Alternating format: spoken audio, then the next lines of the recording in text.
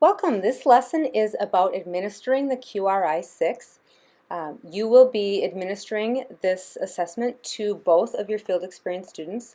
Um, if you have experience giving this type of assessment or this exact assessment, you don't need to watch this video.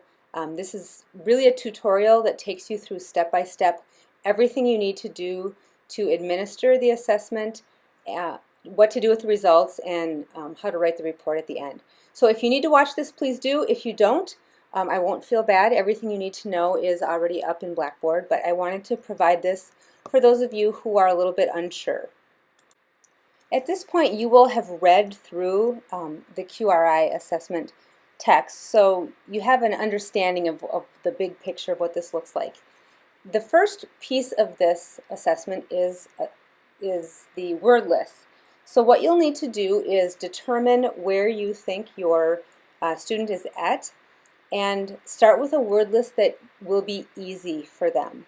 And so if, let's say you know they're reading at a 4th grade level, you'll want to start with a word list at the 2nd or 3rd grade level, just so that your students' first experience with this is very successful.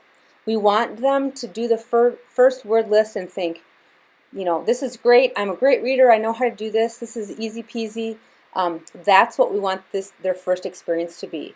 So start with an easy word list, and you will continue administering word lists until they reach the frustration level, or until you can sense that they're getting frustrated and it's not going well. So as you know, the results from the assessments categorize the level: independent, instructional, frustration.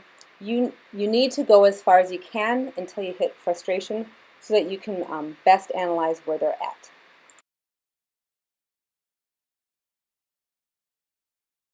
This is just an example of what your recording sheet will look like. The student word list, of course, is just the words. It doesn't have the columns for recording. So you'll have the students go through and read the word list, and then if there are any that they get wrong or that they skip, you give them an opportunity to go back and do a second try with those. And then the place to score is on the bottom, and you immediately see it will tell you where that student fits in terms of independent level, instructional level, or frustration level. These you can quickly do, you know, as students complete these, so that you can continue to move forward with the next word list. Once you've completed the word lists, the next component of this assessment is the passages. And so what you'll do is you'll look at where the student, how the student did on the word lists, and you'll again go one level back from their independent reading level, because again you want this to be a very successful experience. So make sure that the first passage they read is going to be one where they are going to feel very successful. When you administer the passages, you start with some concept questions. This gives you some idea about the background knowledge the student has about this particular subject. You have the student read the passage, and you keep track of miscues as the student is doing the reading. And once they have completed reading the passage, there are comprehension questions for you to ask. And there's also an opportunity for students to retell the story. In some cases, you can do both if you'd like. If it feels like that's going to be overwhelming for the student, or it's kind of dragging on, you don't need to always do both of those. You can pick one or the other. And again, you're going to want to continue with the passages until the student reaches the frustration level, or it's clear to you from their body language, their demeanor, that they are getting frustrated and they've had enough. Certainly you don't have to do this all in one sitting. You can, but depending on how it's going for your student, you know, take that into consideration as well. This is an example of what the passage will look like from your end. This is the recording sheet, and you can see there's a place for you to jot down some notes about the questions that you ask ahead of time. And then as the student is reading, you keep track of the miscues as they read.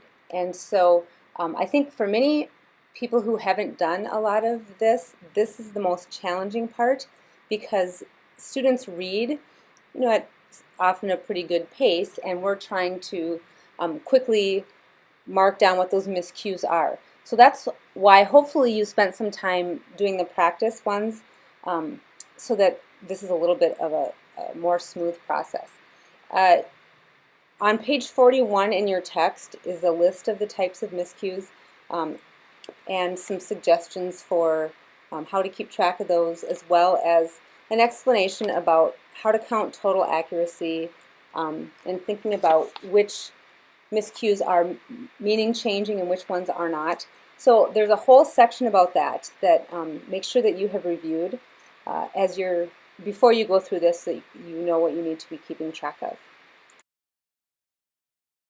Once the student has completed the word lists and the passages, all of that is done, there are some forms for you to use to help you in the analysis of the data from all of these assessments.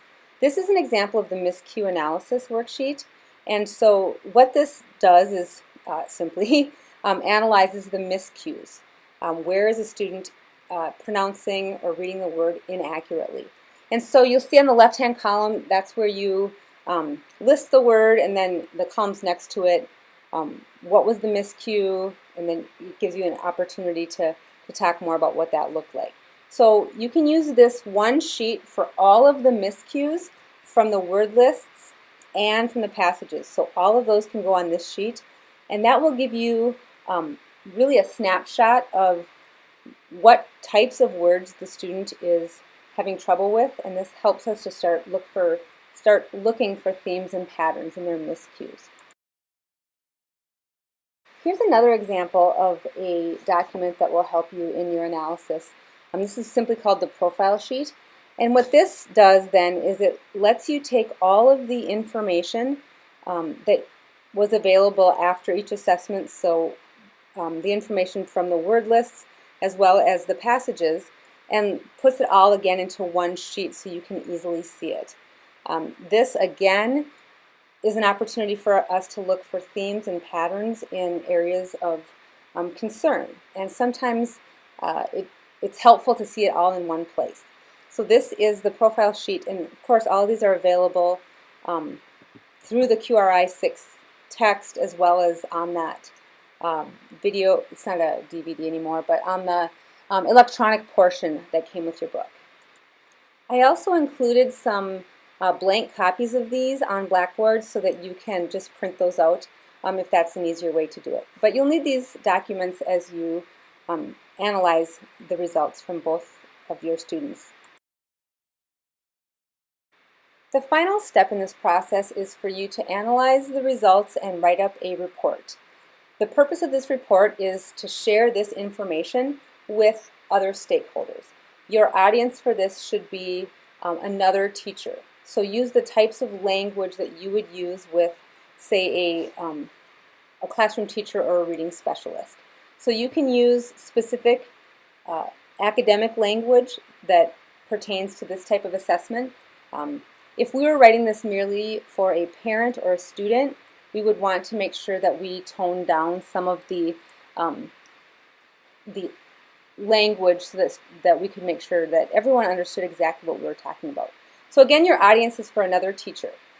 There are some examples on Blackboard for how you should write up the report. You will find that it's very familiar. Many of the same things that you've been doing in all of your analyses throughout the course are evident in this report as well. So there's some examples in the book. There's an example on Blackboard. And then please review the rubric before and as you are writing this so that you make sure you are hitting all of the key components. This report should be no more than 2 pages. It can be, most of them are between 1.5 pages and 2 pages. I don't want it more than 2 pages, so you'll need to make sure that you summarize things well, that you're succinct in the language that you're using, because we want to keep this report to something that could actually be usable. And if it's 5 or 6 or 7 pages, other people aren't going to have probably an opportunity to read it carefully. So just make sure you keep it to 2 pages. If you have any questions, please let me know.